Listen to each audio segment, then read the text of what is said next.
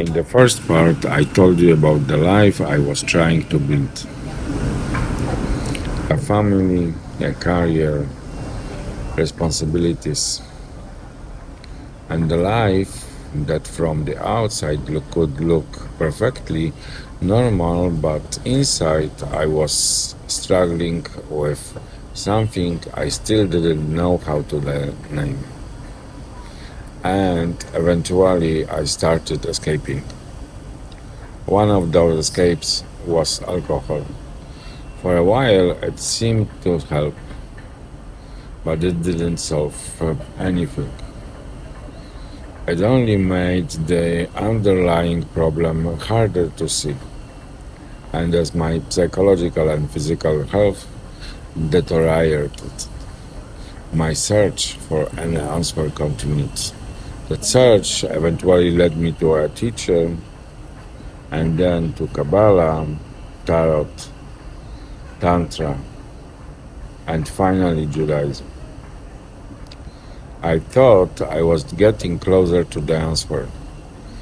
I had no idea how complicated the journey was going to become.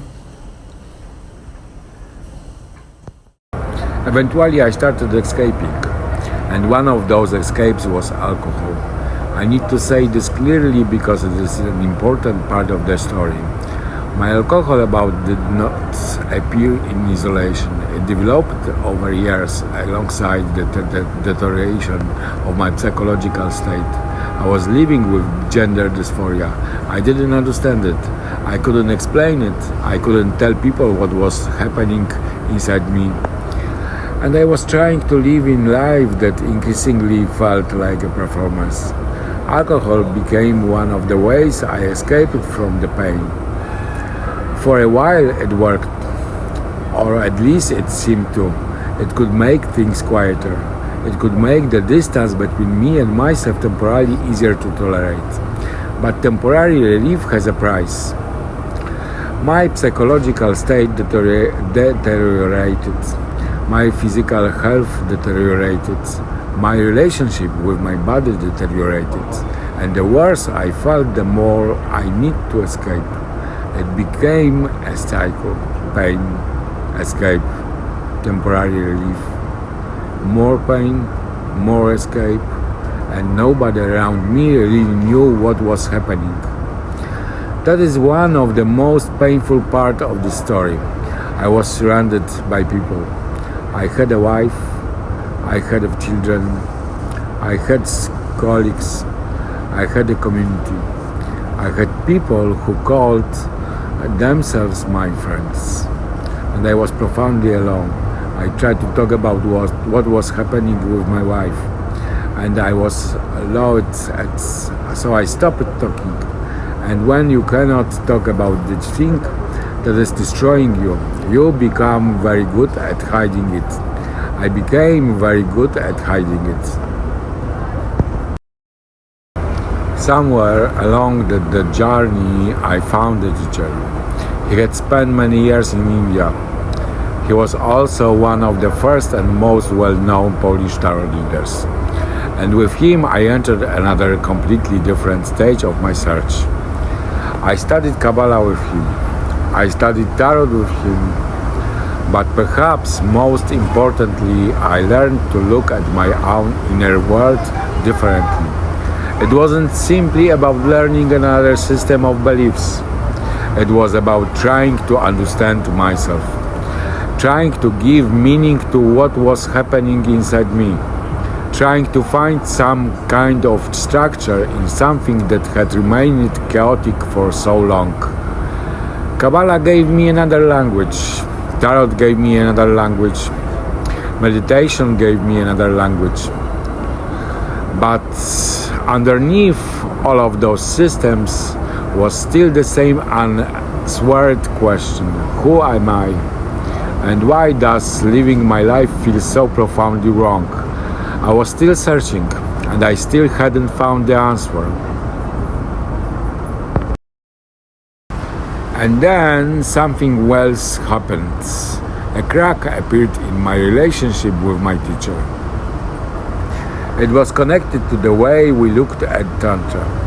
During our lesson, I discovered this philosophical tradition and I became fascinated by it. Because Tantra seemed to bring together two things that were incredibly important to me: the sacred and the body.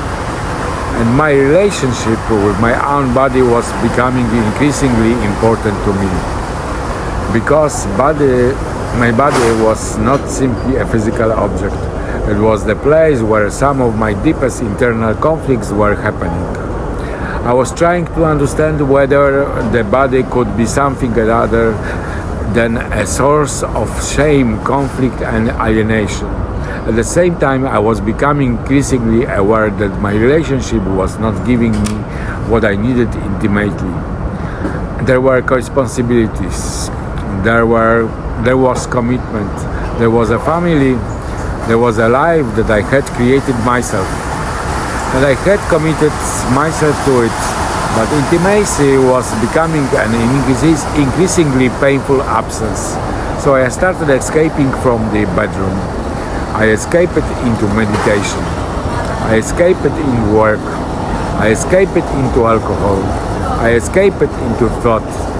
My life became one enormous obligation and one enormous escape. Work, silence, solitude, alcohol, and memories of other relationships. And underneath all of this was the body. The body I didn't understand. The body I didn't know how to inhabit. The body I was trying to make peace with. Tantra seemed to offer a possible answer, a way to bringing together something sacred with something deeply embodied. Something that for me was becoming impossible to separate from inner life. But my teacher didn't share my fascination. Quite the opposite. He believed that this was not the right direction. And this created another crack between us. But despite our disagreements, he remained extremely important to my path. Because he helped bring several parts of my life together.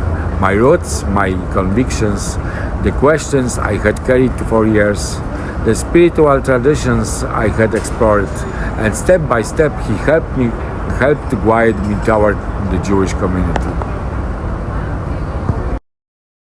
The first time I entered a synagogue was during Yom Kippur. Yom Kippur is a very particular experience.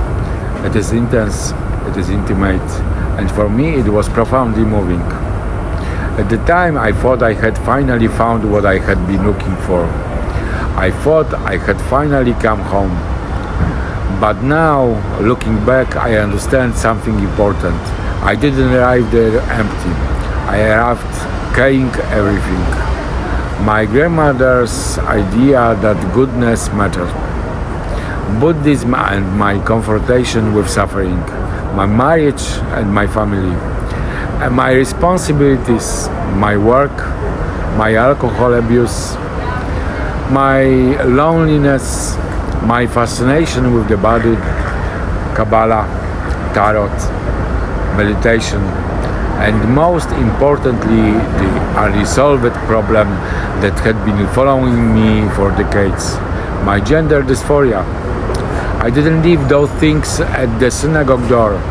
I brought all of them with me. And perhaps that is why Judaism became so powerful to me, because I thought I had finally found a system strong enough to solve everything. I threw myself into it completely. I believed that if I prayed fervently enough, if I gave myself to it completely enough, if I became disciplined enough, if I became good enough, perhaps I could finally silence the conflict inside me. Perhaps I could finally become the person I was supposed to be. Perhaps God fixed what I couldn't fix myself. And for a while I believed it. My devotion became intense, very intense, and today I understand it differently. I wasn't simply becoming more religious. I was trying to save myself. I was trying to prove that I could be good enough, responsible enough, devout enough, useful enough, pure enough, disciplined enough. Perhaps if I followed the rules perfectly, that conflict inside me would finally disappear. And the community seemed to confirm that I was doing the right thing. I had a wife, I had children, I took care of my home, I worked, I was responsible. My life was beginning to flourish. From the outside, the picture looked increasingly convincing. But the central problem had not gone anywhere. It was still inside me. And because I couldn't confront it, I became increasingly conservative, increasingly devoted, increasingly determined to prove that I belonged. The irony is that the harder I tried to become the person I believed I was supposed to be, the farther I moved from understanding who I actually was. My children were growing up, and they did not necessarily share my fascination with the religion. They often disagreed with the restrictions and limitations that came with it. They had their own lives, their own questions, their own reactions, and some of that became especially difficult around the holidays and around Shabbat, every week. What I experienced as something meaningful, they could experience as a restriction. What I experienced as a devotion, they could experience as something imposed upon their lives. And because I was deeply committed to doing everything correctly and to being as good as possible, to earning trust and recognition, I sometimes failed to see what that commitment was costing the people closest to me, including my children. Today, I want to make something very clear, especially to my children. I gave birth to them, I love them, and I will always love them. And that does not depend on how they interpret me. It does not depend on how the outside world presents me to them. They are adults now. They make their own choices. They decide for themselves who they are and how they want to live. And I respect that. But my love for them is completely different matter. These things are not same thing. They don't cancel each other out. I can acknowledge the ways in which my choices affected my children. I can acknowledge that they did not always share my beliefs. I can acknowledge that some of the things I considered essential become restriction in their lives. And I can still say without hesitation, I love my children. I always will. The years that followed showed me that this home was not necessarily the kind of home I had imagined. Someone could say, of course, that not community is perfect, and I understand that. But this was something different, because eventually I began to see that the everyday reality was not what I had believed it would be. Status mattered, names mattered. It mattered who your family was. It mattered how many generations back you could demonstrate your origins. It mattered what position you currently occupied with the community. These were things I hadn't understood when I first arrived. In the beginning, I was fascinated. I admired the person who had become my teacher and authority. And because I believed so deeply in what I had found, I tried to rationalize many things. I tried to explain them. I tried to understand them, and kept things that perhaps I simply didn't understand in the system yet. Perhaps there was a reason. Perhaps I was missing some context. But the farther I went, the harder it became to maintain the explanation. And there was another difference between what I experienced and what my children experienced. I spent much of my time outside Poland. I was often looking at the community from a certain distance. That distance protected me to some degree. My children didn't have the distance. They lived it every day. They had to attend to a Jewish school, and they experienced that expectation, the rules, the hierarchy, and the social reality as part of their everyday lives. So when I look back now, one of the things that hurts me most is not simply what happened to me. It is understanding what my own commitment to this community meant for the people who were closest to me.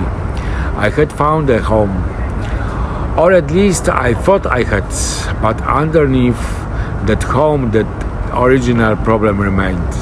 My dysphoria had not disappeared. My psychological suffering had not disappeared. The alcohol had not magically disappeared. My health had continued to deteriorate, and I was still alone, surrounded by people, but alone. For a long time, I believed I had finally found my home. I became deeply devoted. I tried to become better, more responsible, more disciplined, more religious. I believed that if I could become good enough, perhaps the conflict inside me would finally disappear. But it didn't. And slowly I began to see things I could no longer explain away. Things involving the community, my children, my family, and the life I had built around my faith. Then came the pandemic, and everything began to change. In the final part, I'll tell you what happened when that world finally started to collapse. About my children, about the bakery, about the decisions I made on July 4th, 2023, and about what happened after I left Poland and came to Spain. Part 3, the final chapter of my faith.